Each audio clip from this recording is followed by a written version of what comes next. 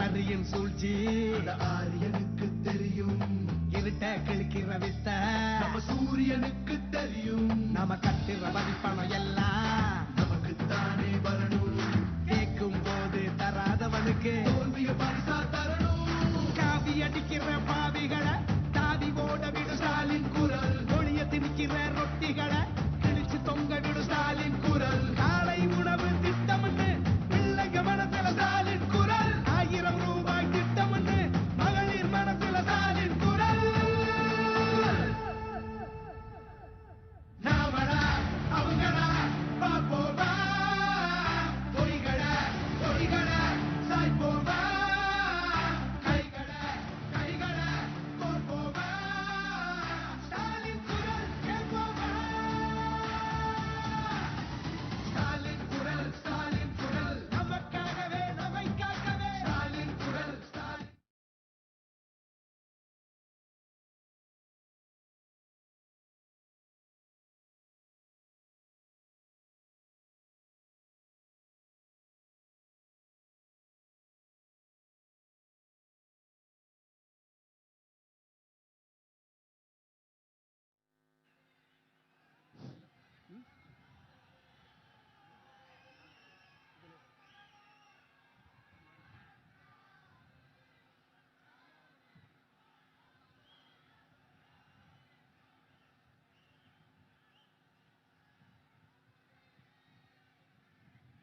India கூட்டணி அமைவதற்கு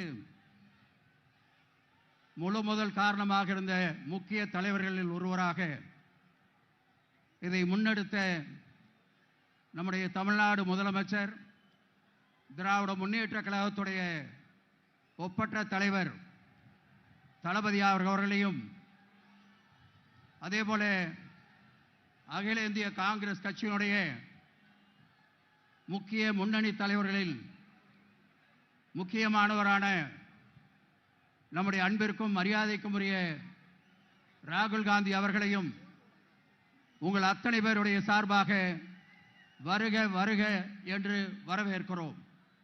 அதேபோல இந்த நிகழ்ச்சியிலே கலந்து கொண்டிருக்கிற அமைச்சர் பெருமக்கள், நாடாளுமன்ற சட்டமன்ற உறுப்பினர்கள், அது மட்டுமல்லாமல் இந்திய கூட்டணி கட்சியினுடைய அனைத்து தலைவர்கள், இரவு பகலாக தேர்தலுக்காக தங்களை அர்ப்பணித்துக் கொண்டு பணியாற்றிக் கொண்டிருக்கிற அன்பிற்குரிய சகோதர சகோதரிகள் மற்றும் உதயசூரியன் சின்னத்திலே நம்முடைய பொள்ளாச்சி தொகுதியிலே போட்டியிடும் நாடாளுமன்ற வேட்பாளர் அன்பிற்குரிய சகோதரர் ஈஸ்வரசாமி அவர்களுக்கும், உதயசூரியன் சின்னத்திலே கோவை நாடாளுமன்ற தொகுதியிலே வேட்பாளராக போட்டியிடும் கணபதி ராஜ்குமார் அவர்களுக்கும், கை சின்னத்திலே போட்டியிடும் கரூர் நாடாளுமன்ற தொகுதி வேட்பாளர் ஜோதிமணி அவர்களையும் மற்றும் பொதுமக்களையும் இங்கே அனைவருடைய சார்பாக வரவேற்று மகிழ்கிறோம். நன்றி, வணக்கம்.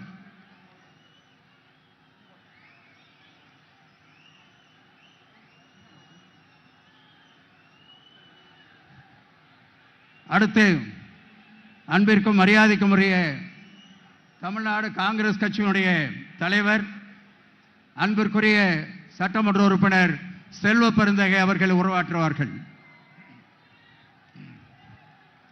இந்தியா கூட்டணியின் வெற்றிக்கு அச்சாரமிட வந்திருக்கின்ற என் அருமை பெரியோர்களே, தாய்மார்களே, தமிழ்நாட்டின் இந்தியா கூட்டணியின் தலைவராக இருக்கின்ற மாண்புமிகு முதலமைச்சர் எங்கள் அருமை அண்ணன் தளபதி அவர்களே, உங்களிடம் உரையாற்ற வந்திருக்கின்ற இந்த தேசத்தில் RSSற்கும் பிஜேபிக்கும் சிம்ம சொப்பனமாக இருக்கின்ற இந்த தேசத்தின் ஒரே முகம், ஒரே குரல் எங்களுடைய தலைவர் ராகுல் காந்தி அவர்களே.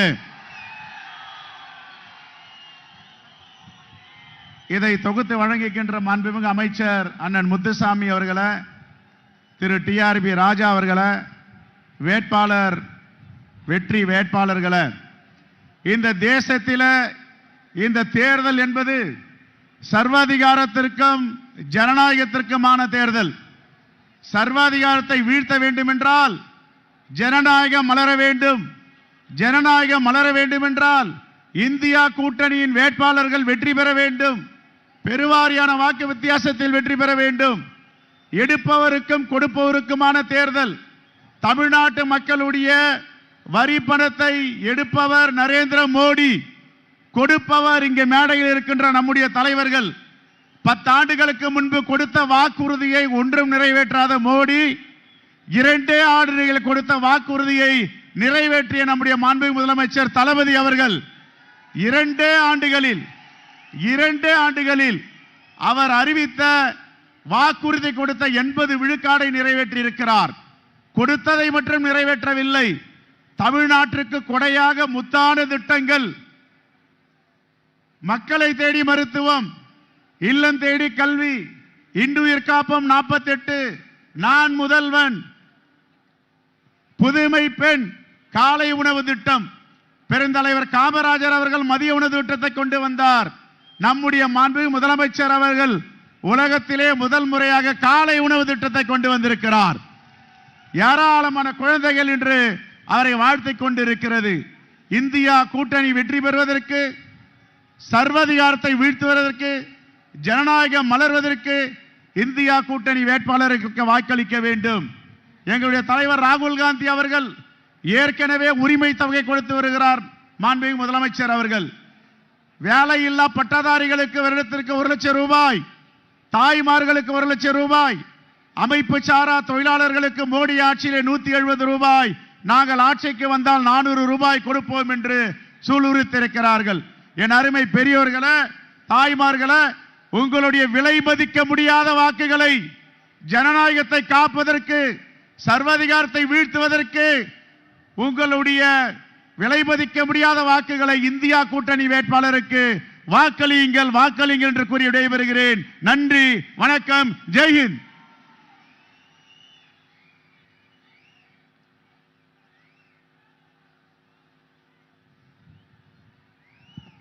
அடுத்தபடியாக நம்முடைய தமிழ்நாட்டின் ஒப்பற்ற முதலமைச்சர், திராவிட முன்னேற்ற கழகத்தின் ஈடுணையற்ற தலைவர் தளபதி அவர்கள் உங்கள் முன்னிலையிலே உரையாற்றுகிறார்கள்.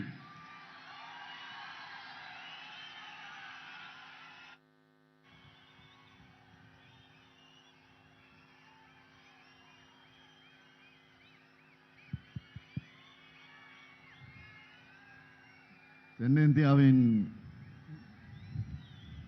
மான்செஸ்டரான கோவைக்கு வந்திருக்கிறேன். தலைவர் கலைஞர் அவர்களை வளர்த்த அன்பான மக்கள் வாழும் இந்த கொங்கு மண்ணுக்கு வந்திருக்கிறேன். இயற்கை எழில் கொஞ்சக்கூடிய பொள்ளாச்சியும் உள்ளடக்கிய இந்த மாபெரும் கூட்டத்திற்கு வந்திருக்கிறேன். கோவை, பொள்ளாச்சி, கரூர் ஆகிய தொகுதி வேட்பாளர்கள் அறிமுகம் செய்யக்கூடிய இந்த பிரம்மாண்டமான கூட்டத்தில் பங்கெடுத்திருக்கக்கூடிய இந்தியாவினுடைய எதிர்காலம், இந்தியாவினுடைய நம்பிக்கை நாயகன்,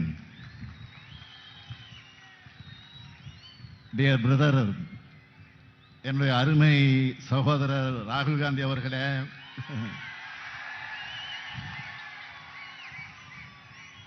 மாண்புமிகு அமைச்சர் பெருமக்களே, மாண்புமிகு அமைச்சர் முத்துசாமி அவர்களே, சக்கரபாணி அவர்களே, சுவாமிநாதன் அவர்களே, டிஆர்பி ராஜா அவர்களே, கயல்வெளி செல்வராஜ் அவர்களே, தமிழ்நாடு காங்கிரஸ் கமிட்டியினுடைய தலைவர் அருமை சகோதரர் செல்வ பெருந்தகை அவர்களே, முன்னாள் அமைச்சர்கள் அமைச்சர் கண்ணப்பன் அவர்களே, மதிப்பிற்குரிய EVK சிலங்கோவன் அவர்களே, பொங்கலூர் பழனிசாமி அவர்களே, நாடாளுமன்ற உறுப்பினர்கள் திருச்சி சிவா அவர்களே, PR நடராஜன் அவர்களே, அந்தியூர் செல்வராஜ் அவர்களே, சண்முக சுந்தரம் அவர்களே, அப்துல்லா அவர்களே, மாவட்ட கழகத்தினுடைய செயலாளர்கள் செல்வராஜ், இளபத்மநாபன், கார்த்திக், தளபதி முருகேசன், தொண்டாமுத்தூர் ரவி உள்ளிட்ட கழக நிர்வாகிகளே, ஆதி தமிழர் பேரவையினுடைய தலைவர் அதிகமானவர்களே, காங்கிரஸ் கமிட்டியினுடைய மாவட்ட தலைவர்கள் கணபதி அவர்களே, பகவதி அவர்களே, கருப்பசாமி அவர்களே, மனோகரன் அவர்களே, தென்னரசு அவர்களே, கோவி உள்ளிட்ட காங்கிரஸ் கட்சியினுடைய நிர்வாகிகளே, இந்தியா கூட்டணியினுடைய வேட்பாளர்கள் சகோதரி ஜோதிமணி அவர்களே, கணபதி ராஜ்குமார் அவர்களே, ஈஸ்வரசாமி அவர்களே, தலைமை நிலைய செயலாளர் பூச்சிமுருகன் அவர்களே, டாக்டர் மகேந்திரன் உள்ளிட்ட தொகுதி பொறுப்பாளர்களே, ஒருங்கிணைந்த கோவை, திருப்பூர், கரூர் மாவட்டத்தினுடைய நிர்வாகிகளே, இந்தியா கூட்டணி கட்சிகளின் நிர்வாகிகளே, தொண்டர்களே, செயல் வீரர்களே, தோழர்களே, பத்திரிகை மற்றும் ஊடகத்துறையை சார்ந்த அருமை நண்பர்களே, வணக்கத்திற்குரிய வாக்காளர் பெருமக்களே, என் உயிரோடு கலந்திருக்கக்கூடிய தலைவர் கலைஞர் அவர்களின் உயிரினும் உயிரான அன்பு உடன்பிறப்புகளே, அனைவருக்கும் என்னுடைய மாலை வணக்கம். கோவை தொகுதியில் திராவிட முன்னேற்ற கழகத்தினுடைய வேட்பாளராக போட்டியிடும் கணபதி ராஜ்குமார் அவர்கள் இந்த மண்ணின் மைந்தர், கோவையின் வணக்கத்திற்குரிய மேயராக தேர்ந்தெடுக்கப்பட்டு மக்களுக்காக பணியாற்றியவர். அதற்கு முன்னாடி 15 ஆண்டு காலம் கவுன்சிலராகவும் இருந்தவர். ஆங்கில இலக்கியம் படித்தவர். அத்தோடு பத்திரிகை துறையில் டாக்டர் பட்டம் பெற்றவர். கோவை மக்கள் விரும்பக்கூடிய அமைதி குணம் மிக்கவர் கணபதி ராஜ்குமார் அவர்கள். இந்தியா கூட்டணி ஆட்சி அமைந்ததும் கோவையின் அனைத்து தேவைகளையும் எடுத்து சொல்லி பல்வேறு திட்டங்களை கொண்டு வர கணபதி ராஜ்குமார் அவர்களை கோவை நாடாளுமன்ற தொகுதியிற்கு இங்க இருக்கக்கூடிய மக்கள் உதயசூரியன் சின்னத்தில் பெருவாரியாக வாக்களித்து வெற்றி பெற வைக்கணும். பொள்ளாச்சி தொகுதியில் திராவிட முன்னேற்ற கழகத்தினுடைய வேட்பாளராக போட்டியிடும் ஈஸ்வரசாமி அவர்கள் கல்வி பணியையும் சமூக சேவையையும் தனக்கு நோக்கமாக கொண்டு செயல்படக்கூடியவர். கடந்த 10 ஆண்டுகளாக கழகத்தின் பல்வேறு பொறுப்புகளை ஏற்று மக்கள் பணியையும் ஆற்றி வந்திருக்கிறார். அத்தகைய மக்கள் தொண்டர் ஈஸ்வரசாமி அவர்களை நாடாளுமன்றத்திற்கு அனுப்பி வைக்க உதயசூரியன் சின்னத்தில் பொள்ளாச்சி மக்கள் உங்கள் வாக்குகள் அளிக்க வேண்டும் என்று கேட்டுக்கொள்கிறேன். அதேபோல் கரூர் நாடாளுமன்ற தொகுதியினுடைய வேட்பாளர் அருமை சகோதரி ஜோதிமணி அவர்களுக்கு கை சின்னத்தில் வாக்களிக்கணும். வேட்பாளர்களை வெற்றி பெற வைக்க தயாராயிட்டீங்களா? வெற்றினா சாதாரண வெற்றி அல்ல, மாபெரும் வெற்றியை தருவீங்களா? அப்புறம் என்ன, வேட்பாளரை இப்போ உட்காரலாம், ஜெயிக்க வச்சுட்டாங்க உங்களை, உட்காரலாம். மார்ச் 22ஆம் தேதி என்னோட பரப்புரை பயணத்தை திருச்சியில் தொடங்கினேன். ஒவ்வொரு கூட்டமும் மாநாடு போல நடந்துகிட்டு இருக்கு. அந்த வரிசையில் இந்த கோவை பொள்ளாச்சி கூட்டத்தையும் வெற்றி விழா மாநாட்டை போல ஏற்பாடு செஞ்சிருக்கக்கூடிய அமைச்சர்கள் ஆற்றல் மிகு செயல் வீரர் முத்துசாமி அவர்களுக்கும், அவருக்கு தோளோடு தோள் நின்று களப்பணியாற்றி வரும் தம்பி டிஆர்பி ராஜா அவர்களுக்கும், பொள்ளாச்சிக்கு பொறுப்பேற்றிருக்கும் கூடிய சக்கரபாணி அவர்களுக்கும், சாமிநாதன் அவர்களுக்கும், கரூருடைய செயல் வீரர் நம்முடைய அன்பிற்கினிய சகோதரர் செந்தில் பாலாஜி அவர்களுக்கும், ஒருங்கிணைந்த மாவட்ட செயலாளர்கள், நிர்வாகிகள் அனைவருக்கும் என்னுடைய வாழ்த்துக்களை, பாராட்டுக்களை நான் தெரிவித்துக் கொள்ள விரும்புகிறேன். இந்த கூட்ட இவ்வளவு பெரிய மாநாடு போல் நடந்து கொண்டிருக்கிறது சொன்னால் மகுடம் வச்சது போல இந்தியாவினுடைய இளந்தலைவர் சகோதரர் ராகுல் காந்தி அவர்கள் வருகை தந்திருக்கிறார். நாடு சந்திக்க இருக்கக்கூடிய 2ஆம் விடுதலை போராட்டத்தில் காங்கிரஸ் கட்சியினுடைய கைகளை வலுப்படுத்த திமுக தோளோடு தோள் நிற்கிறது. திமுக எப்போதும் சோதனை காலத்தில் காங்கிரஸ் கட்சியோடு இருக்கக்கூடிய கூட்டணி கட்சி. அதே நேரத்தில் எப்பொழுதும் வெல்லும் கூட்டணி நம்முடைய கூட்டணி. அன்னை சோனியா காந்தி மீதும் சகோதரர் ராகுல் காந்தி மீதும் தமிழ்நாட்டு மக்கள் என்றும் தனியாத அன்பும் பாசமும் கொண்டவர்கள். அப்படிப்பட்ட ராகுல் அவர்களை நம்ம ஸ்டைல்ல வரவேற்கணும்னா, ராகுல் அவர்களே வருக, புதிய இந்தியாவுக்கு விடிகள் தருக. மீண்டும் சொல்லுகிறேன், பிரதர் ராகுல் அவர்களே வருக, புதிய இந்தியாவுக்கு விடியல் தருக. இந்தியாவின் தென்முனையான தமிழ்நாட்டிலிருந்து நான் வரவேற்கிறேன். சகோதரர் ராகுல் அவர்களுடைய நடைப்பயணத்தை நான் தான் கன்னியாகுமரியில் தொடங்கி வச்சேன். மும்பையில் நடந்த நிறைவு கூட்டத்திலையும் கலந்து கொண்டேன். மக்களிடம் செல், மக்களிடமிருந்து கற்றுக்கொள் என்று பேரறிஞர் அண்ணா வழியில சகோதரர் ராகுல் அவர்கள் தன்னுடைய நடைப்பயணத்தில் மக்களுடன் மக்களா இருந்து அவங்க பிரச்சனைகளை தெரிஞ்சுக்கிட்டு காங்கிரஸ் தேர்தல் அறிக்கையை உருவாக்கி இருக்கிறார். இந்த எலெக்ஷனோட ஹீரோ யாருன்னு கேட்டீங்கன்னா காங்கிரசினுடைய தேர்தல் அறிக்கை தான். திமுக தொடர்ந்து வலியுறுத்தும் சமூக நீதி அம்சங்கள் காங்கிரஸ் தேர்தல் அறிக்கையில எதிரொலிச்சிருக்கு. முக்கியமான சில வாக்குறுதிகளை மட்டும் சொல்றேன். ஏழை பெண்களுக்கு ஆண்டுக்கு 1 லட்சம் ரூபாய், பெண்களுக்கு ஒன்றிய அரசு பணிகளில் 50 விழுக்காடு இடஒதுக்கீடு, நீட் தேர்வு விலக்கு, நாடு முழுவதும் சாதிவாரி கணக்கெடுப்பு, ஒன்றிய அரசின் 50 விழுக்காடு இடஒதுக்கீட்டை உயர்த்த சட்ட திருத்தம், எஸ்சி எஸ்டி ஓபிசி மாணவர்களுக்கான கல்வி உதவி தொகை 2 மடங்கு, எஸ்சி எஸ்டி ஓபிசி பிரிவினருக்கான காலி பணியிடங்கள் ஓராண்டுக்குள் நிரப்ப உத்தரவாதம். முக்கியமா இந்த கோவை திருப்பூர் மண்டலத்தை கடுமையா பாதிச்சிருக்கக்கூடிய ஜிஎஸ்டி சட்டத்தை ரத்து பண்ணி புதிய சட்டம். இங்க வேளாண் பெருங்குடி மக்கள் வந்திருக்கீங்க. வேளாண் இடுபொருட்களுக்கு ஜிஎஸ்டி வரி இருக்காது.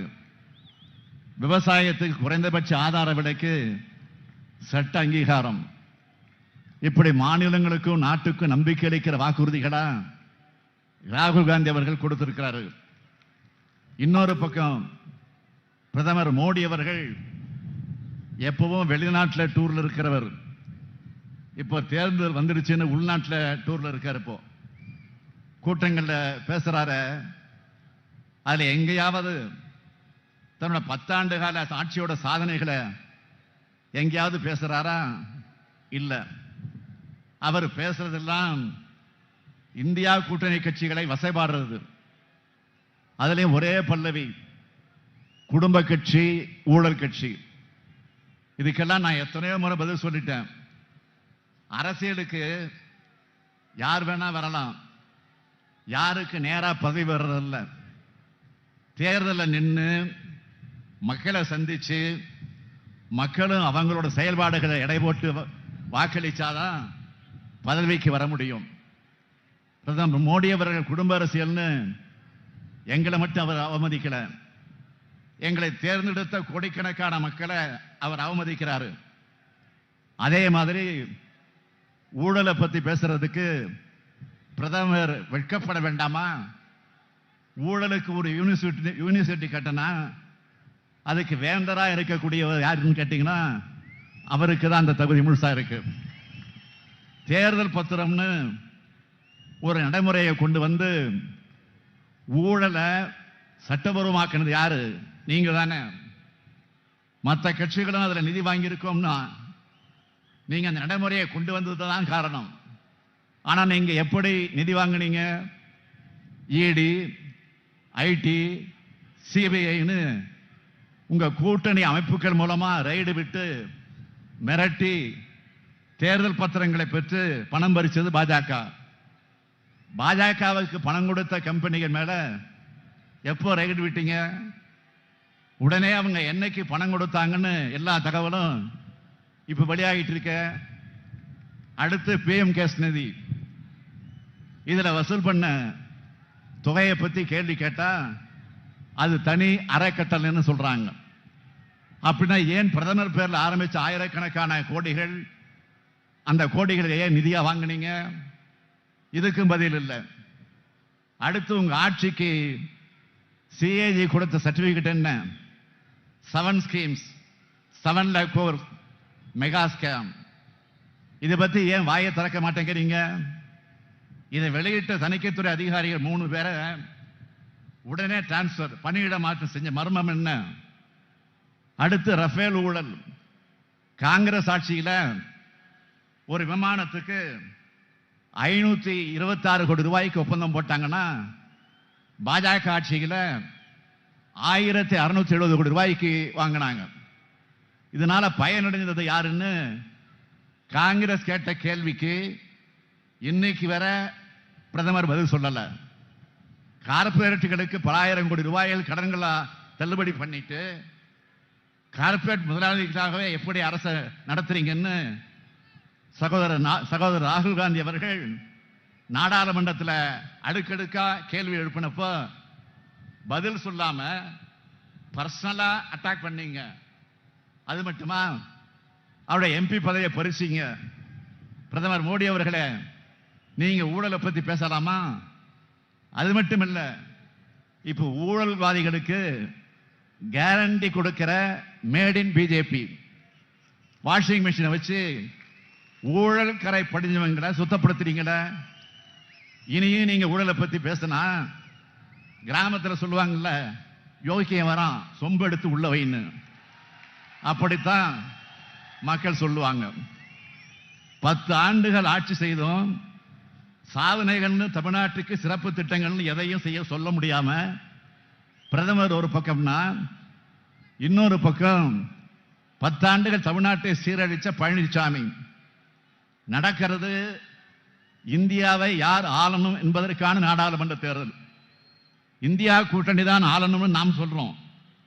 ஆனா அதிமுகவை பொறுத்த வரைக்கும் யார் ஆளணும் சொல்லாம, யார் ஆளக்கூடாதுன்னு சொல்லாம, யார் தான் உண்மையான எதிரினே தெரியாம, எதுக்காக தேர்தல் நிற்கிறோம்னு என்ற தெளிவே இல்லாம கள்ள கூட்டணிக்கு ஆதாயம் தேடித்தர களத்துக்கு வந்திருக்கிறார் பழனிசாமி. தன்னை சுற்றி அத்தனை பேரையும் முதுகலை குத்தன பழனிசாமி பாஜகவோட கூட்டணியை முறிஞ்சிடுச்சுன்னு சொன்னார். சரி, ஏன் எதிர்த்து பேசலன்னு நாம கேட்டா, பாஜகவை எதிர்த்து பேச முடியாது, அது கூட்டணி நிறுவனம் சொல்றாரு. இப்படிப்பட்டவங்களை பத்தி நாம என்ன பேசுறது? ஒரே வரியில சொல்லணும்னா இது சிம்பிளி வேஸ்ட். நம்மளை பொறுத்த வரைக்கும் 3 ஆண்டுகள்ல நம்ம திராவிட மாடல் அரசு எத்தனையோ சாதனைகள் செஞ்சிருக்கு. நம்முடைய சாதனைகளை தான் அடையாளமாக காட்டி நாம வாக்கு கேட்கிறோம். ஒவ்வொரு கூட்டத்திலையும் நம்ம திட்டங்களால பயனடைஞ்ச பயனாளிகளை பத்தி நான் சொல்றேன். நேத்து ஒரு வீடியோ பார்த்தேன். அதுல பயனடையாத ஒரு மகளிர் கிட்ட ஒருத்தர் போய் ஓட்டு கேட்கிறாரு. அந்த நபர் அந்த அம்மா கிட்ட நீங்க யாருக்குமா ஓட்டு போட போறீங்க அப்படின்னு கேட்ட உடனே அந்த அம்மா ஸ்டாலினுக்கு தான் ஓட்டு போடுவேன்னு சொல்றாங்க. நீங்க 1000 ரூபாய் விரும்பத்தை வாங்குகிறீங்களா அப்படின்னு அந்த நபர் கேட்கிறாரு. அதுக்கு அவங்க இல்லைன்னு சொல்லிட்டு உடனே அவங்க சொல்றாங்க, எனக்கு கிடைக்கலன்னா என்ன, தேவையான எத்தனையோ மக்களுக்கு உதவுறாரு, நிறைய நல்லது பண்றாரு, அதனால் அவருக்கு தான் ஓட்டு போடுவேன்னு அந்த அம்மா சொல்றாங்க. இப்படி நாம் மக்களுக்கான ஆட்சி நடத்துறோம். நம்ம கூட்டணி சார்பில் பிரச்சாரத்துக்கு போறப்போ 1,15 லட்சம் சகோதரிகள் எங்க அண்ணன் ஸ்டாலின் கொடுக்கிற தாய் வீட்டு மாசம் 1000 ரூபாய் வாங்குகிறோம்னு சந்தோஷமா சொல்றாங்க. அது மட்டுமல்ல, நான் ஆட்சி பொறுப்பெடுத்துக் கொண்ட அடுத்த நாள்ல இருந்து தமிழ்நாட்டு மகளிர் சுதந்திரமா கட்டணம் இல்லாம விடியல் பேருந்துல பயணம் மேற்கொள்றாங்கல்ல. நான் அடிக்கடி ஒன்று சொல்லுவேன், கல்விதான் யாராலும் திருட முடியாத சொத்து. அதுவும் ஒரு பெண் குழந்தை படிச்சா ஒரு தலைமுறையே படிச்சதுக்கு சமம். அதனாலதான் உயர்கல்விக்கு வர மாணவிகளுக்கு மாதம் 1000 ரூபாய் தரக்கூடிய புதுமை பெண் திட்டத்தை செயல்படுத்துறோம். இதே மாதிரி அடுத்து மாணவர்களுக்கும் தமிழ் புதல்வன் என்ற பேரில் மாசம் 1000 ரூபாய் தரப்போறோம் விரைவில். இது மட்டுமல்ல, நம்முடைய எதிர்கால தலைமுறையான குழந்தைகளுடைய ஆரோக்கியத்தை கருதி பசி இல்லாம படிக்கணும்.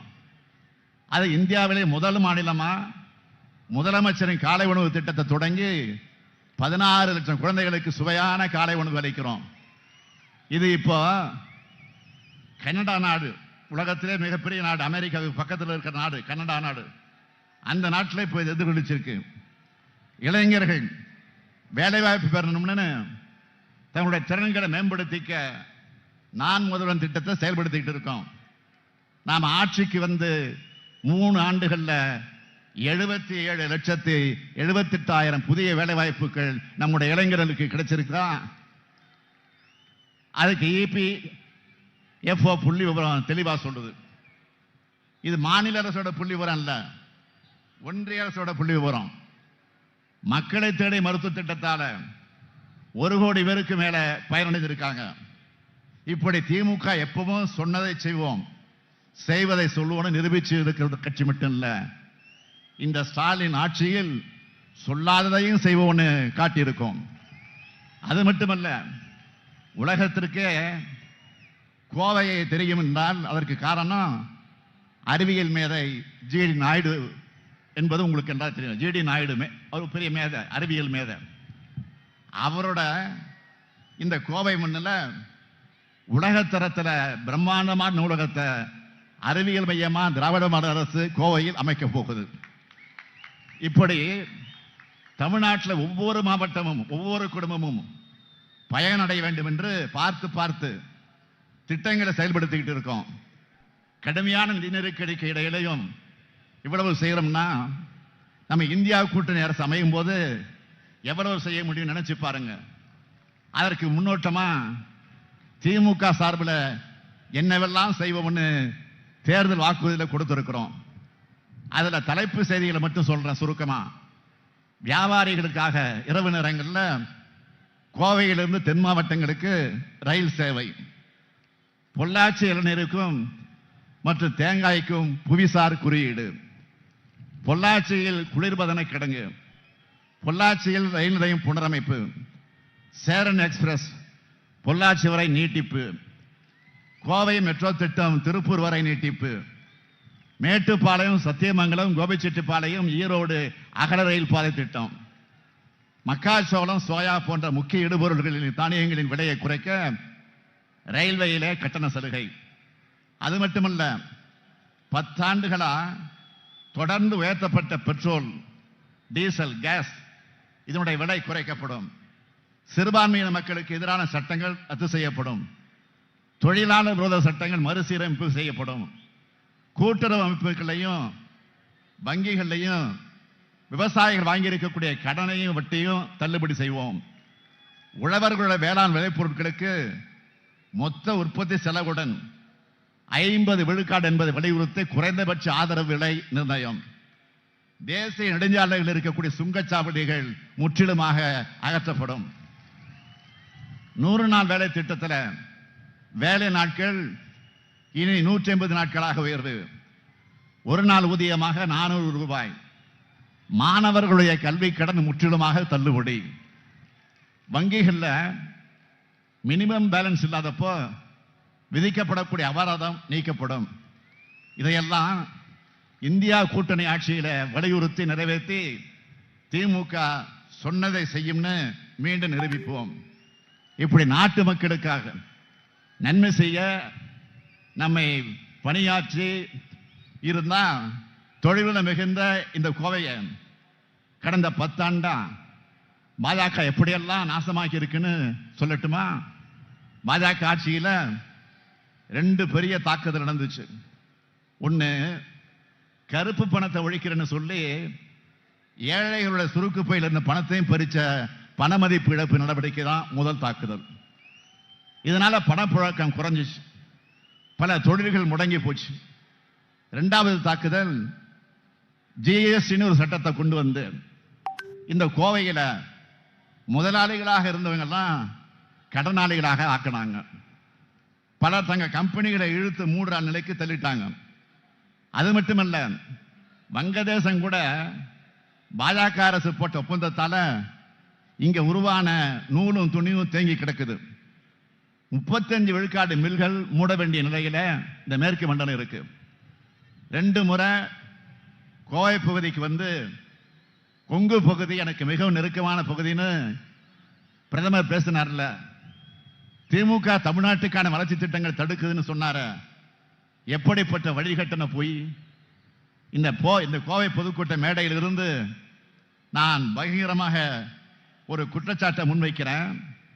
தமிழ்நாட்டை சார்ந்த ஒரு மிகப்பெரிய தொழில் நிறுவனம் 6500 கோடி ரூபாய் முதலீட்டில் கோவையை சேர்ந்த 10,000 பேருக்கு வேலை வாய்ப்பு அளிக்கக்கூடிய முதலீட்டை மேற்கொள்ள முடிவாச்சு.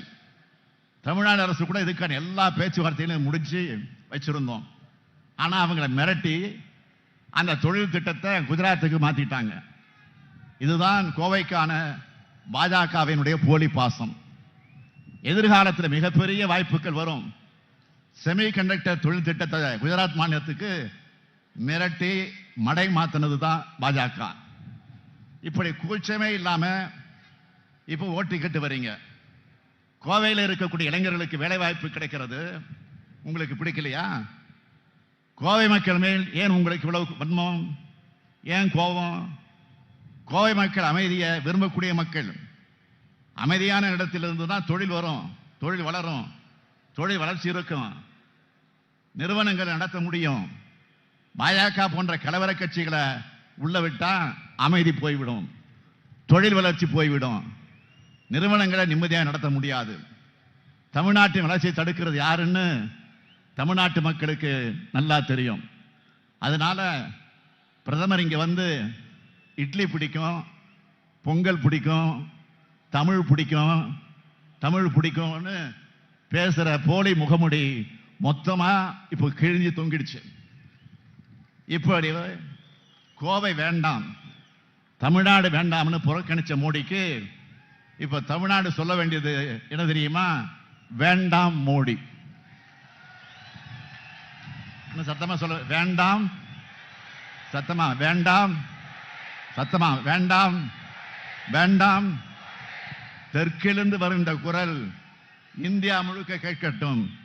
தமிழ்நாட்டு வளர்ச்சியை தடுத்தா, தமிழ் மொழியை புறக்கணிச்சா, தமிழ் பண்பாட்டு மேல தாக்குதல் நடத்தினா தமிழ்நாட்டு மக்களோட பதில் எப்படி இருக்கும்னு ஏப்ரல் 19ஆம் தேதி உங்கள் வாக்குகள் மூலமாக காமிக்கணும். பாஜக கூட்டணியையும் பாஜகவோட பி டீமான அதிமுக கூட்டணியும் ஒரு சேர வீழ்த்தணும். இந்தியா கூட்டணிக்கு நீங்கள் அளிக்கும் வாக்கு இந்தியாவை காக்கட்டும், தமிழ்நாட்டை காக்கட்டும், நம்ம எதிர்கால தலைமுறையை காக்கட்டும், பாசிசத்தை வீழ்த்த இந்தியாவை காக்க உங்கள் ஸ்டாலின் அழைக்கிறேன். 40 நமதே, நாடும் நமதே, 40 நமதே, நாடு நமதே. நன்றி, வணக்கம்.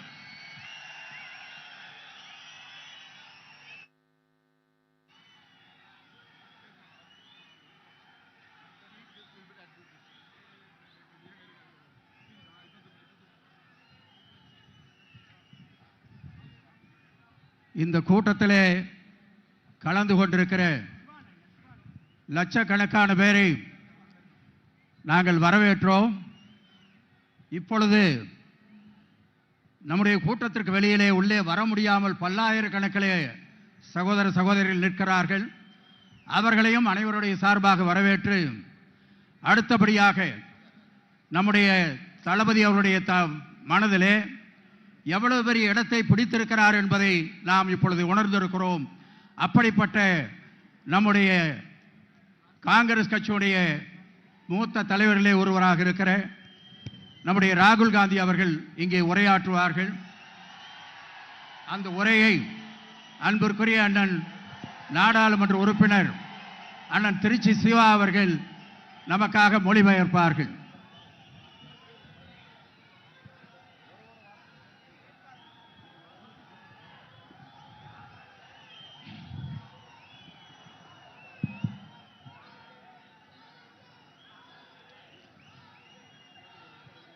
Thiru Stalin ji,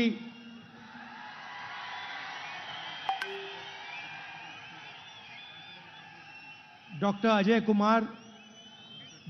Kumar ji,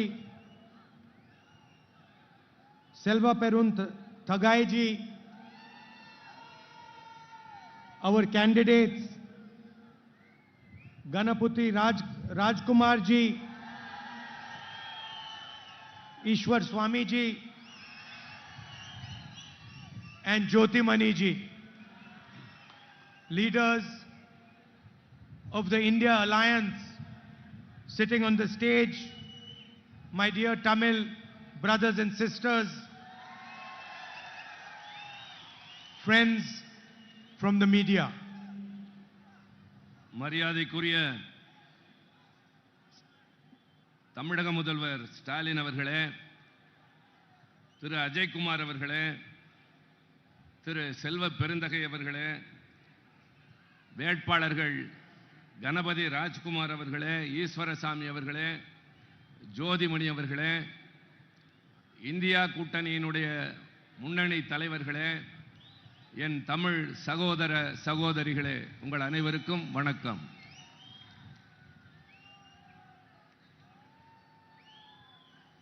I love coming to Tamil Nadu.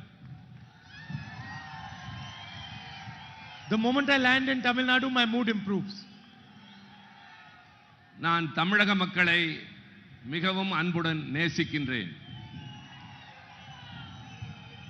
And I love Tamil Nadu for many, many reasons. For me, the people of this state, your language, your history, they are a guide. They show me and give me direction. நான் தமிழக மக்களை நேசிப்பதற்கு பல்வேறு காரணங்கள் இருக்கின்றன. உங்களுடைய மொழி, உங்களுடைய கலாச்சாரம், உங்களுடைய வரலாறு, இவைகளெல்லாம் எனக்கு மிகவும் பிடித்தது. The affection and love all people of Tamil Nadu give me helps me in my work and inspires me. உங்களுடைய பல்வேறு நடவடிக்கைகள், உங்கள் வரலாறு எல்லாம் என்னை பெரிய அளவிலே மனதிலே நிலைத்து நிற்கின்றது. So it is always a pleasure for me to come here and speak to you. Mike? உங்களுக்கு முன்னால் இப்பொழுது நான் சில முக்கியமானவற்றை சொல்ல இருக்கின்றேன்.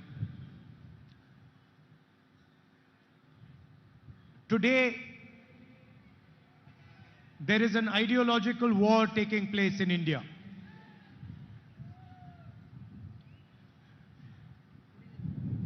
Why don't you come? இன்றைக்கு ஒரு பெரிய தத்துவ போராட்டம் நடைபெற்றுக் கொண்டிருக்கின்றது.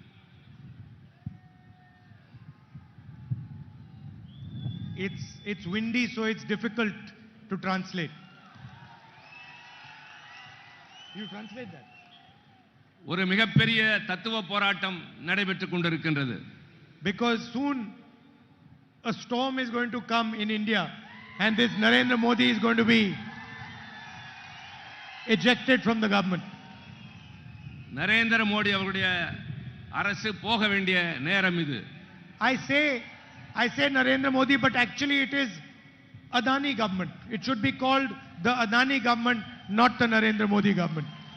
இது நரேந்திர மோடியினுடைய அரசு அல்ல, உண்மையை சொல்ல வேண்டும் என்றால் இது அதானியினுடைய அரசு. Because anyway all the work is done for Adani.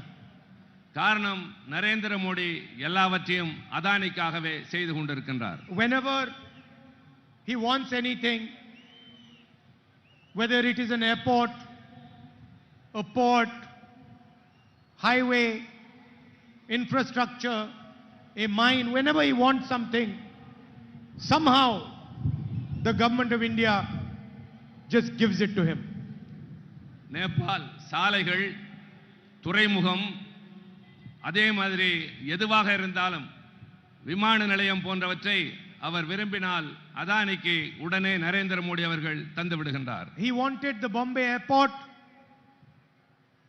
The owners of the Bombay airport got a CBI inquiry, and a few weeks later they handed the airport over to Mr. Adani and the CBI inquiry disappeared. Bombay airport விமான நிலையம் ஒருவர் கையில் இருந்தது. அதை அதானி விரும்பினார். சில மாதங்களுக்குள் அவர் அதை கொடுத்தாக வேண்டிய கட்டாயம் ஏற்பட்டது. So anything he wants, he just gets. அவர் எதை விரும்பினாலும் உடனடியாக எளிதாகவே பெற்றுக்கொண்டார். I gave a speech in Parliament about how Mr. Adani is handed every single business in India, and immediately the government reacted against me. நான் நாடாளுமன்றத்திலே அதானி எப்படியெல்லாம் இந்த அரசாங்கத்திலே சலுகைகள் பெறுகிறார் என்று பேசிய உடனேயே என் மீது நடவடிக்கை எடுக்கப்பட்டது. They took away my Lok Sabha membership. Within a few weeks, I was thrown out of the Lok Sabha. என்னுடைய மக்களவை உறுப்பினர் பொறுப்பை பறித்து சில வாரங்களிலேயே என்னை வெளியே தூக்கி எறிந்தார்கள். It was strange. The moment I raised the Adani issue, immediately they took away my membership and my house. நான் அதானியினுடைய பிரச்சனையை நாடாளுமன்றத்தில் எடுத்த உடனேயே என்னுடைய மக்களவை உறுப்பினர் பொறுப்பை மட்டுமல்ல, நான் குடியிருந்த வீட்டையும் பறித்தார்கள். I was quite happy that they took my house. I didn't want the house. நான் உள்ளபடியே அந்த வீட்டை எடுத்ததில் மகிழ்ச்சி அடைந்தேன். எனக்கு அது தேவையில்லை. There are millions of houses that I have in India in the hearts of my people. எனக்கு இந்தியாவிலே லட்சக்கணக்கான வீடுகள் உங்களுடைய இதயங்களில் இருக்கின்றது. Millions of people in Tamil Nadu will open the door of their house for me. லட்சக்கணக்கான தமிழ்நாட்டு மக்கள் எனக்காக தங்கள் வீட்டு கதவை திறந்து வைப்பார்கள். Because I don't have a political relationship with you. I have a loving family relationship with you. எனக்கும் உங்களுக்கும் அரசியல் ரீதியான உறவு அல்ல, உங்களுக்கும் எனக்கும் குடும்ப ரீதியான நெருக்கமான உறவு. You are very wise people. You are an ancient civilization. You know how to recognize people very quickly. நீங்கள் மிகவும் புத்திசாலிகள். உங்களுடைய நாகரிகம் ரொம்ப தொன்மையானது. யாரை எப்படி மதிக்க வேண்டும் என்று உங்களுக்கு நன்றாகவே தெரியும். And you know that this man who has come, who's speaking to us, has real feeling in his heart for the people of Tamil Nadu. You can tell that. யார் வந்து நம்மிடம் உண்மையாக பேசுகிறார்கள் என்பதை கேட்கிற போதே நீங்கள் முடிவு செய்து விடுவீர்கள். See, you have a history here. உங்களுக்கென்று ஒரு தனியான வரலாறு இருக்கின்றது. I am speaking here, you cannot see, but the history is over here in front of me. உங்களுடைய வரலாறு நான் பேசுகிற போதே என்னுடைய மனதிலே ஓடிக்கொண்டிருக்கின்றது.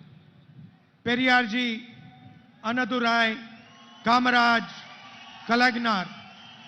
பெரியார், அண்ணாதுரை, கலைஞர், Kamarajar. All these people, they emerge from the wisdom of the Tamil people. அவர்களெல்லாம் தங்களுடைய அறிவாற்றலின் மூலமாக மக்களுடைய மனதிலே இடம்பெற்றிருக்கின்றார்கள். And they are just not leaders. They are people who represent the soul of Tamil Nadu. அவர்கள்தான் உண்மையான தலைவர்கள். தமிழ்நாட்டு மக்களுடைய உளப்பூர்வமான உணர்வை பிரதிபலித்த தலைவர்கள். And when they spoke, the whole world listened because they knew that these are not individuals speaking. This is the voice of the Tamil people speaking. அவர்கள் பேசியதை உலகமே கேட்டது. காரணம் அவர்கள் பேசியது உள்ளத்திலே இருந்து உங்களுக்காக தமிழ்நாட்டு மக்களை பற்றி பேசியது எல்லா இடங்களிலும் எதிரொலித்தது. And now the voice of the Tamil people is asking a few simple questions. இப்பொழுது தமிழ்நாட்டு மக்களுடைய குரல் சில மிக சாதாரண எளிமையான கேள்விகளை எழுப்புகின்றது. It is asking Narendra Modi, Mr. Adani and the RSS these questions. அது நரேந்திர மோடி அவர்களை, அதானி அவர்களை, ஆர்எஸ்எஸ் இந்த தொடர்ச்சியை பற்றி கேள்வி கேட்கிறார்கள். The first question is, why are you attacking our language, our history and our tradition? முதல் கேள்வி, எதற்காக எங்கள் வரலாற்றை, எங்கள் மொழியை, எங்களுடைய பாரம்பரியத்தை நீங்கள் அவதூறாக பேசுகிறீர்கள்? You come here and you say, I like dosas. நீங்கள் இங்கு வந்து எனக்கு தோசை பிடிக்கும் என்று சொல்கிறீர்கள். And then you go back to Delhi and you say, one nation, one leader, one language. நீங்கள் டெல்லிக்கு திரும்பியவுடன் ஒரே நாடு, ஒரே தலைவர், ஒரே மொழி என்று பேசுகிறீர்கள். Why one language? ஏன் ஒரே மொழி? Why not space for Tamil? Why not space for Bengali? Why not space for Kannada? ஏன் தமிழ் Why not மொழிக்கு, space for Manipuri? ஏன் தமிழ் மொழிக்கு, கன்னட மொழிக்கு, தெலுங்கு மொழிக்கு, மற்ற மொழிகளுக்கெல்லாம் நீங்கள் பேசக்கூடாது? So you come here, you tell the people of Tamil Nadu you like dosa, and then you insult them, and you attack their culture, their history, their language. இங்கு வந்து தோசை பிடிக்கும் என்கிறீர்கள், ஆனால் இங்கிருந்து போனவுடன் இந்த கலாச்சாரத்தையும் இந்த மொழியையும் நீங்கள் அவதூறாக பேசுகிறீர்கள். At the same time, you say you like dosa, and Tamil farmers are starving. Tamil youth are unemployed. You destroyed small and medium industry by carrying out demonetization and a flawed GST. For the first time in Indian history, farmers are paying tax.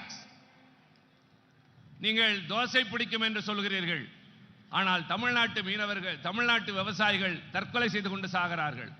இளைஞர்கள் வேலை இல்லாமல் தவித்துக் கொண்டிருக்கின்றார்கள். GST என்பதை கொண்டு வந்து மக்களை வாட்டி வதைக்கிறீர்கள். பண மதிப்பிழப்பு நடவடிக்கையின் மூலமாக மிக மோசமான நிலைமைகளை நாடு சந்தித்தது. Modi ji, you might like dosa, you might like vadas also, but that is not the issue here. உங்களுக்கு தோசை மட்டுமல்ல, வடை கூட பிடிக்கலாம், ஆனால் அதுவல்ல இப்போது பிரச்சனை.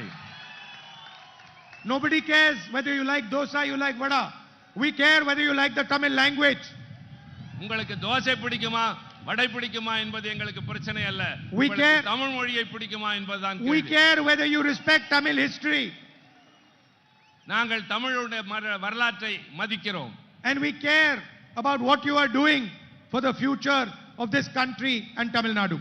நாங்கள் தமிழ்நாட்டுக்கும் இந்த நாட்டுக்கும் என்ன செய்கிறீர்கள் என்பதை கவனமாக கண்காணித்துக் கொண்டிருக்கிறோம். My brother Stalin, elder brother Stalin,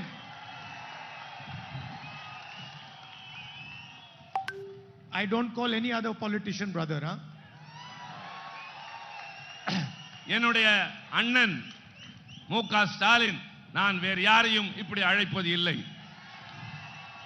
He said that the biggest scam in the world is the electoral bond scam. அவர் இங்கே பேசுகிற போது சொன்னார், ஒரு மிகப்பெரிய ஊழல் இந்த நாட்டிலே நடந்திருக்கிறது, அதுதான் தேர்தல் பத்திர ஊழல். He said BJP is running a washing machine.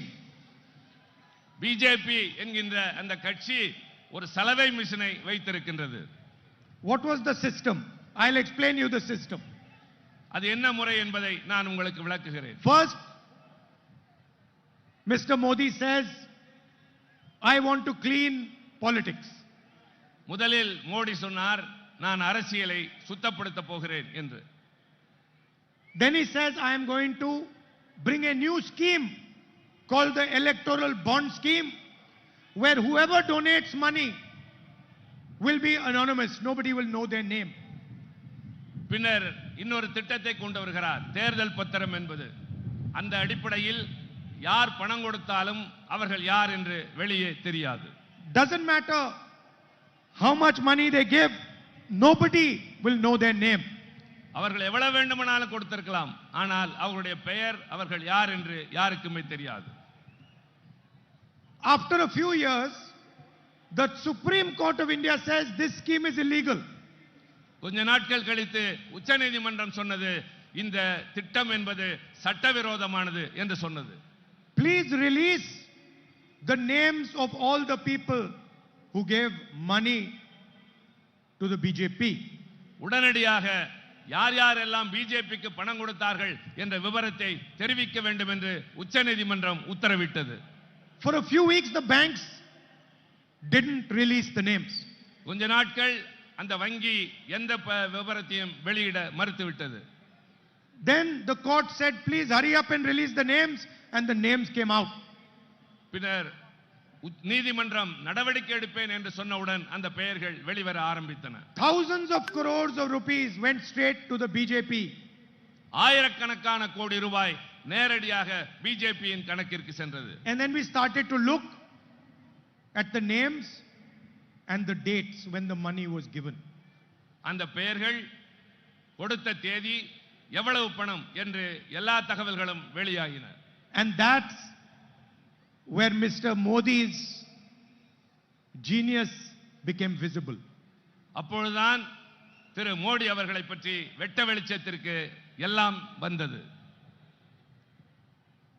Company has a CBI inquiry, an ED inquiry, an income tax inquiry,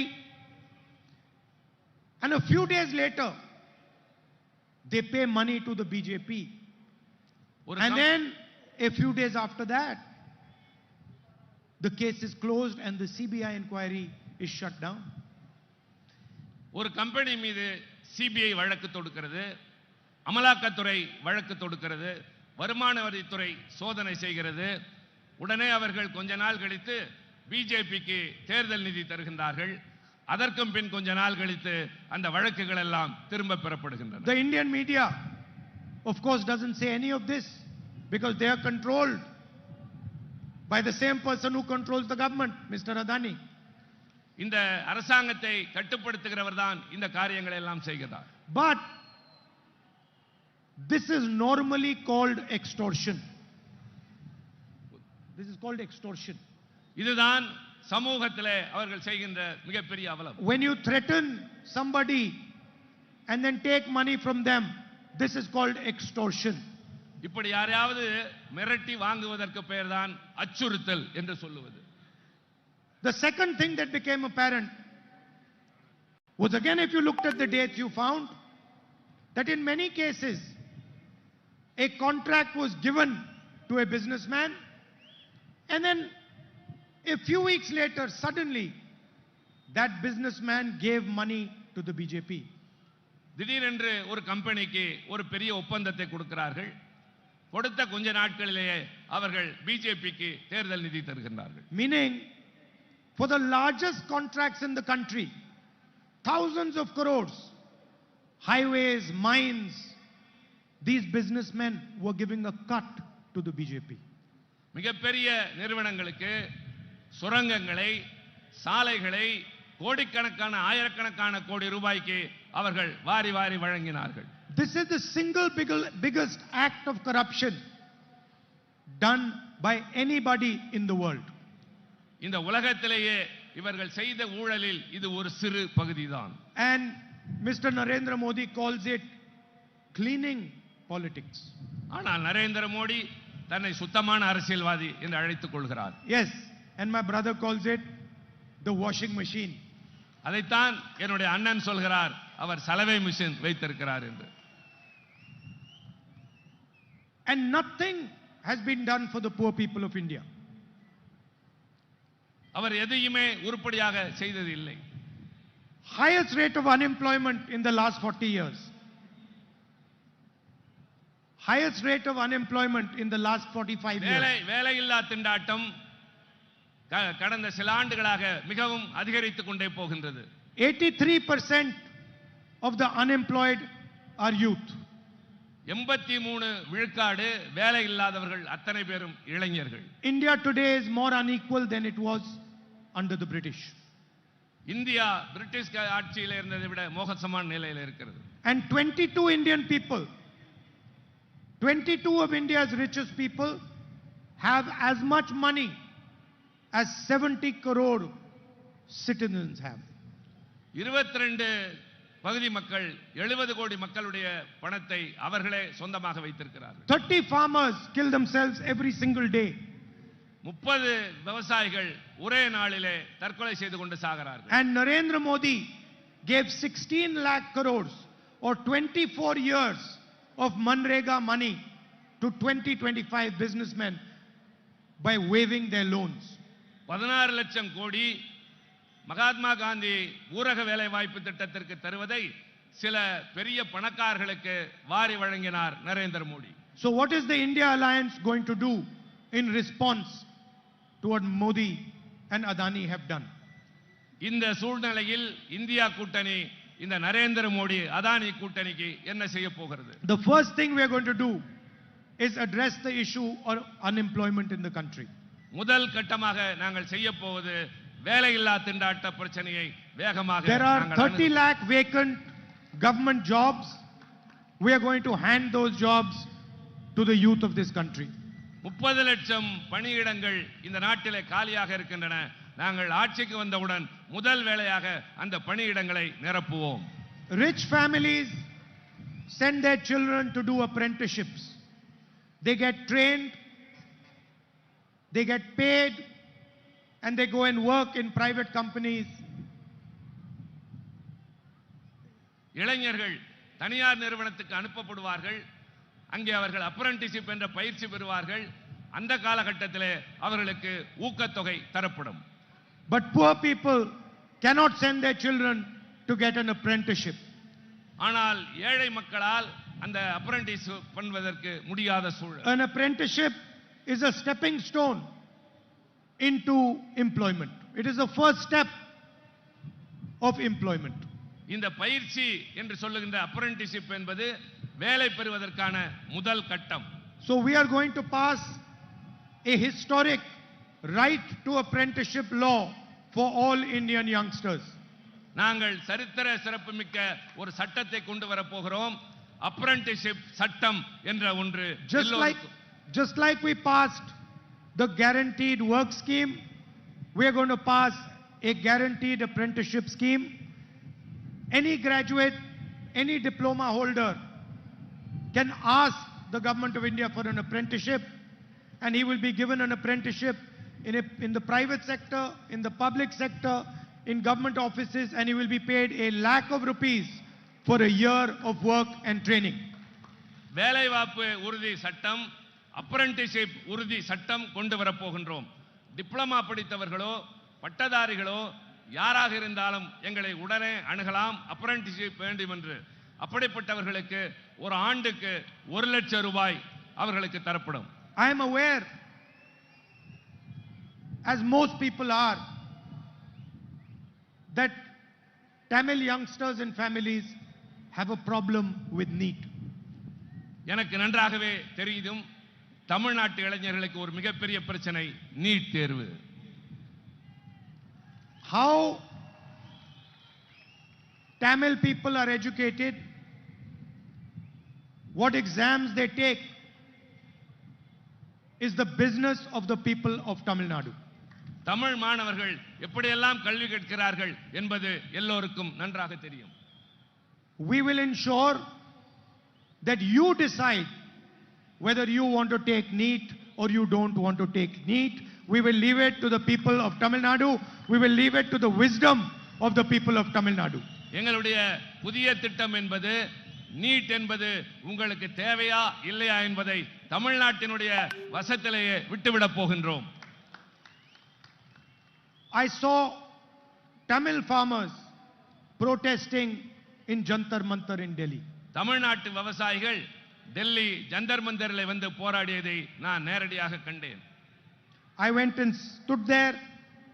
I spoke to them, and I want to tell all Tamil farmers that we are going to guarantee you a legal minimum support price for your produce. நான் அங்கு சென்று அவர்களை நேரடியாக சந்தித்து பேசினேன். இப்பொழுது தமிழ்நாட்டு விவசாயிகளுக்கு நான் தருகின்ற உத்தரவாதம் குறைந்தபட்ச ஆதார விலை நிச்சயமாக எங்கள் அரசு தரும். People who sell other products get a fair price for their products. I don't see why farmers cannot get a fair price for their products. நியாயமான விலை அவருடைய உற்பத்தி பொருளுக்கு விவசாயிகளுக்கு நாங்கள் கட்டாயமாக தருவோம். So we are going to give them a legal minimum support price. சட்ட ரீதியாக அவர்களுக்கு குறைந்தபட்ச ஆதார விலையை நிச்சயமாக தருவோம். Mr. Modi forgave 16 lakh crores of bank loans to India's richest individuals. Modi அவர்கள் 16 லட்சம் கோடி ரூபாயை தனிப்பட்ட பெரிய முதலாளிகளுக்கு வங்கியிலிருந்து வாரி வழங்கினார்.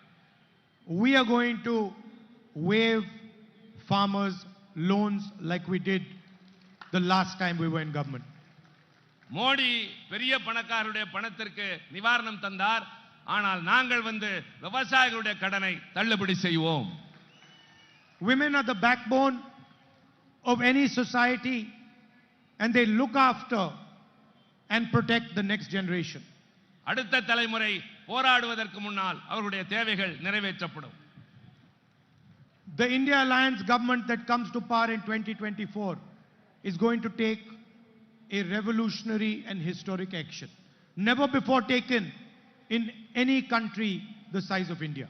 வரலாற்று சிறப்புமிக்க இந்த 2024இல் எங்கள் ஆட்சி பொறுப்பேற்றவுடன் வரலாற்று சிறப்புமிக்க எல்லோருடைய மனதிலே நிற்கக்கூடிய மிகப்பெரிய சட்டங்களையும் திட்டங்களையும் நாங்கள் இதுவரை உலகத்திலே இல்லாத அளவிற்கு கொண்டு வர திட்டமிட்டு இருக்கின்றோம். Narendra Modi and the Adani policies have created two Indias. One India of billionaires and the other India of poor people. Narendra Modi Adani கூட்டணி என்பது இந்தியாவில் இரண்டு பிரிவு மக்களை உருவாக்கி இருக்கிறது. ஒன்று மிகப்பெரிய கோடீஸ்வரர்கள், இன்னொன்று ஏழைகள். We have decided that we are going to end poverty in this country. நாங்கள் முடிவெடுத்திருக்கிறோம், இந்த நாட்டில் வறுமையை முற்றிலுமாக நாங்கள் இல்லாமல் செய்து விடுவோம். Every single family, every single Indian family below the poverty line, in every single family we are going to choose one woman, and we are going to put 1 lakh rupees into her bank account every year. 8,500 rupees a month, 1 lakh rupees a year, and it is going to happen until that family is out of poverty. If it is not out of poverty, they will keep getting that 1 lakh rupees a year, 8,500 rupees a month. வறுமை கோட்டுக்கு கீழே வாழ்கின்ற இந்தியாவில் இருக்கிற ஒவ்வொரு குடும்பத்தையும் தேர்ந்தெடுத்து அதில் யாராவது ஒரு பெண்ணுக்கு ஒரு மாதம் 8,500 ரூபாய் என்று ஒரு ஆண்டுக்கு 1 லட்சம் ரூபாய் தருவோம். வறுமை அவர்களை விட்டு போகிற வரை இந்த 1 லட்சம் ரூபாய் நாங்கள் தந்து கொண்டே இருப்போம். And we are going to double the wages of Asha and Anganwadi workers. Asha anganwadi ஊழியர்களுக்கு நாங்கள் சம்பளத்தை இரட்டிப்பாக மாற்றி தருவோம். As far as social justice is concerned, Stalin made our position very clear. சமூக நீதியை பொறுத்தவரை திரு ஸ்டாலின் அவர்கள் தெளிவாகவே சொல்லியிருக்கின்றார். There has been an artificial barrier of 50% that has been placed on reservation. We are going to remove that barrier. ஒரு செயற்கையான தடை இருக்கிறது. இடஒதுக்கீடு என்பதற்கு 50 விழுக்காடு உச்சவரம்பு இருக்கின்றது. நாங்கள் ஆட்சிக்கு வந்தவுடன் அந்த உச்சவரம்பை நீக்குவோம். And we are going to carry out a national caste census and an economic and asset survey of the country, so we know the actual condition of social justice in India today. இந்தியாவிலே ஒட்டுமொத்தமாக ஜாதிவாரி கணக்கெடுப்பை நாங்கள் எடுப்போம். அதே மாதிரி பொருளாதார நிலையை எடுப்போம். சமூக நீதி என்பதை நிலைநாட்ட நாங்கள் உங்களுக்கு உத்தரவாதம் தருகின்றோம். These are just some of the policies that the India Alliance is going to implement. நாங்கள் செய்ய இருப்பதில் மிகச்சில கொள்கைகளைத்தான் உங்கள் முன்னால் இப்போது நான் சொல்லி இருக்கின்றேன். I would like to end by saying this is now an ideological battle. This is no longer a normal election. இது சாதாரணமான தேர்தல் அல்ல, இது ஒரு தத்துவ போர். The rights of the Tamil people, the rights of all the people of our country, their histories, their languages, their way of life is protected by the Constitution of India. இந்த நாட்டு மக்களுடைய வரலாறு, மொழி, அவர்களுடைய உரிமைகள் அத்தனையும் அரசியல் சட்டத்தின் அடிப்படையில் நிச்சயமாக எங்களால் பாதுகாத்து தரப்படும். The Constitution is not an ordinary book. It is the soul, it is the voice of India's people. அரசியல் சட்டம் என்பது ஒரு புத்தகம் அல்ல, அது இந்திய நாட்டு மக்களுடைய ஆத்மா. And that soul and that voice is being attacked by the Prime Minister and by the RSS. அந்த மிக உயர்ந்த அரசியல் சட்டத்தினுடைய ஆத்மா நரேந்திர மோடி அவர்களாலும் RSS அவர்களாலும் குறிவைத்து தாக்கப்படுகின்றது. India's institutions belong to all its people. They do not belong to an organization. They do not belong to the RSS. India என்பது மக்களுக்கான நாடே தவிர அது RSS என்ற ஒரு அமைப்பிற்கு சொந்தமானது அல்ல. Today, most vice chancellors who are defining the way we educate our children come from the RSS. இன்றைக்கு பல பல்கலைக்கழகங்களில் இருக்கின்ற துணைவேந்தர்கள் RSS என்னுடைய தத்துவ அடிப்படையில் மாணவர்கள் என்ன கல்வி கற்க வேண்டும் என்று சொல்லுகிறார்கள். The bureaucratic system, the election commission, the legal system are all being infiltrated by the RSS, and the RSS is placing their people in all these institutions. இந்த நாட்டில் இருக்கிற அதிகார வர்க்கம், சட்டத்துறை, தேர்தல் ஆணையம் போன்றவற்றையெல்லாம் RSS என்னுடைய தாக்கம் மிக அதிகமாக இருக்கின்றது. This is an attack on the very idea of our nation. இது நம்முடைய அடிப்படை நாட்டினுடைய கோட்பாட்டையே தாக்குவதாக இருக்கின்றது. It is an attack on the union of India. இது இந்திய நாட்டின் ஒன்றியத்தின் மீது தொடுக்கப்படுகின்ற தாக்குதல். The BJP has clearly said that they are going to change the constitution if they win the election. BJP உறுதியாக இருக்கிறது அரசியல் சட்டத்தை தங்களுக்கு சாதகமாக மாற்றிக் கொள்வதற்கு. And as I've already told you, they are systematically attacking the democratic structure. They're systematically attacking democracy. Using the agencies, using intimidation, using the CBI, ED, income tax department. அவர்கள் CBI, அமலாக்கத்துறை, வருமானத்துறையை வைத்து திட்டமிட்டு இது மாதிரி அமைப்புகளின் மீது தாக்குதல் தொடுக்கின்றார்கள். These agencies are not the personal property of the Prime Minister. இந்த நாடு என்பது பிரதம மந்திரியினுடைய சொந்த உரிமை சொத்து அல்ல. These agencies belong to India. They belong to the people of the states of India. They belong to the people of Tamil Nadu. இந்த நாட்டில் இருக்கிற மக்களுக்கு சொந்தமான நாடு இது. And the Prime Minister has no right to treat the agencies the way he does, as if they're his personal property. பிரதம அமைச்சருக்கு இது மாதிரி துறைகளை அவர் விருப்பத்திற்கு தகுந்தாற்போல் பயன்படுத்திக் கொள்வதற்கு எந்த விதமான யோகியதையும் இல்லை, முகாந்திரமும் இல்லை. So it is a fight between those who want to protect the constitution, those who want to protect democracy in this country, and those who are attacking it. அரசியல் சட்டத்தை பாதுகாக்க நினைக்கிறவர்கள், இந்த நாட்டினுடைய சொந்த தன்மைகளை பாதுகாக்க நினைக்கிறவர்கள் இன்றைக்கு இந்த பெரிய முயற்சியை நாங்கள் எடுத்திருக்கிறோம். And I can assure you that those protecting the constitution, those protecting democracy, the India Alliance is going to win the election. அரசியல் சட்டத்தை பாதுகாக்கிற, ஜனநாயகத்தை பாதுகாக்கிற இந்தியா கூட்டணி இந்த தேர்தலில் நிச்சயமாக வெற்றி பெறும் என்று நான் அறுதியிட்டு கூறுகின்றேன். I'd like to thank all of you for coming here this evening. There are 3 of our candidates, 2 of them from the DMK, Jyoti Mani from the Congress party. Please do support them and make sure they win with a thumping majority. Thank you very much. நன்றி. நீங்கள் இங்கு வந்ததற்கு நன்றி தெரிவிக்கிறேன். 2 திமுக வேட்பாளர்களும் ஒரு காங்கிரஸ் கட்சி வேட்பாளர் நிற்கிறார். அவர்களுக்கு ஆதரவளித்து வெற்றி பெற செய்ய கேட்டுக்கொள்கிறேன். நன்றி, வணக்கம்.